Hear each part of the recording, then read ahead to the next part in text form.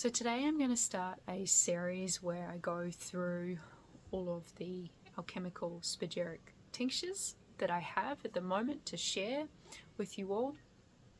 And today's one we're going to look at,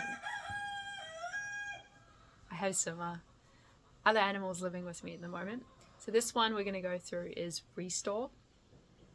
It's all made from Australian native plants, this one.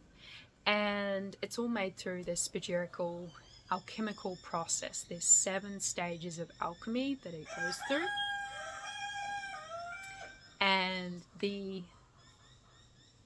way in which it's made is quite different to how a lot of tinctures are usually made today. And this way of making the tinctures goes as far back as ancient Egypt. There's been certain cultures that have managed to carry that wisdom through, and particular genealogies, and you can still find others that are making it. So it may not always be easy to find the alchemists that make it or those that are sharing it, but if you put the call out there, I'm sure you'll be able to get in contact with someone in your local area, or you can contact me. So with these spagyrical tinctures, they also are made with the principles, 3 principles that we would call sulfur, mercury, and salt. And sulfur is associated with the masculine principle, mercury associated with the feminine principle, and salt being associated with the physicality. And they each either represent the soul, spirit, and body. And that's the great thing about spagyrical alchemical tinctures, is that it maintains those 3 essences of a plant, of a medicine, whereas a lot of other ways that tinctures are made, you do lose some of those. So with Restore, I would often associate it with the archetype of the grandmother. And I'd love to talk about each of the ingredients and what they can assist with. So first one I want to mention is desert lime. And that one is often associated with supporting eye health, folate, and reducing blood pressure. Now the next one is my favorite ingredient, which is she oak. And that one is often associated with supporting a womb health, improving your mood, fertility, reducing menstrual pain, and also helping women through their menopausal symptoms and the menopausal process. Now the next ingredient I want to talk about is lily pilly, also known as Riberry, and this one has some traces of B12. It's also quite good for cognitive function. Obviously having B12 in it's quite good for cognitive function. There's also good levels of folate, very high levels of folate actually, and calcium in that plant. Now the next plant I want to talk about is native ginger. There's many different types of ginger, not just the 1 or 2 that you may find in the shop.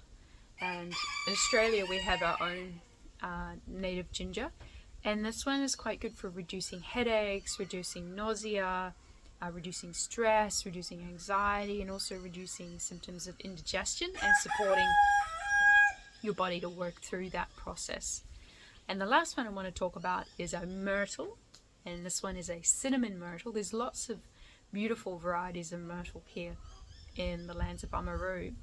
And this cinnamon myrtle can help again with indigestion, reducing anxiety, and boosting antioxidants.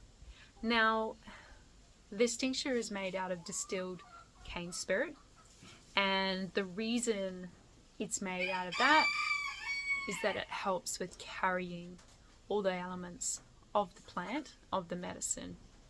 And usually it'd be recommended, if you're going to have this tincture, to have about 9 drops. You could have it under the tongue subliminally, or some people like to have 5 to 10 drops in something like a tea, a smoothie, kombucha, juice, water. You could even put it in raw treats. So maybe you might be making sweet treats. They're not going to be cooked to a high temperature. I'm thinking here of things like chocolates, bliss balls, things like that. And we often recommend you go on a 21-day journey with the plant and with this tincture, should I say the plants, because then it can assist your body with actually integrating what it is that the plants wish to give you. Yes, of course, I'm not a medical practitioner, and so yes, seek advice from a naturopath, a herbalist, someone, especially if you've got medical conditions. And another thing that I really love about this tincture is that it's organic, it's ethically sourced, it's all made in small batches, it's made with biodynamic principles. There's the practicing of traditional protocols. This is an Australian native plant tincture, so it's following the Australian native protocols. There's a huge, vast, and so deep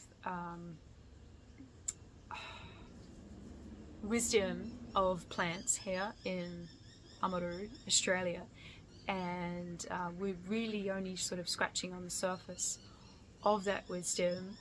You have to actually really get connected with elders that are the plant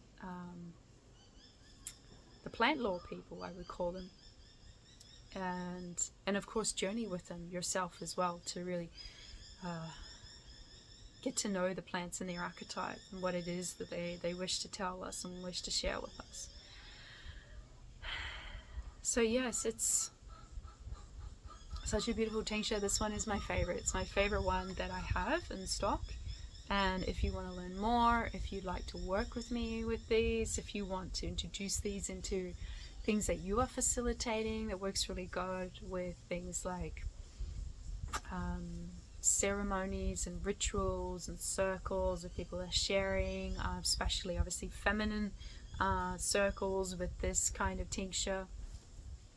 And yeah, you're welcome to get in contact with me.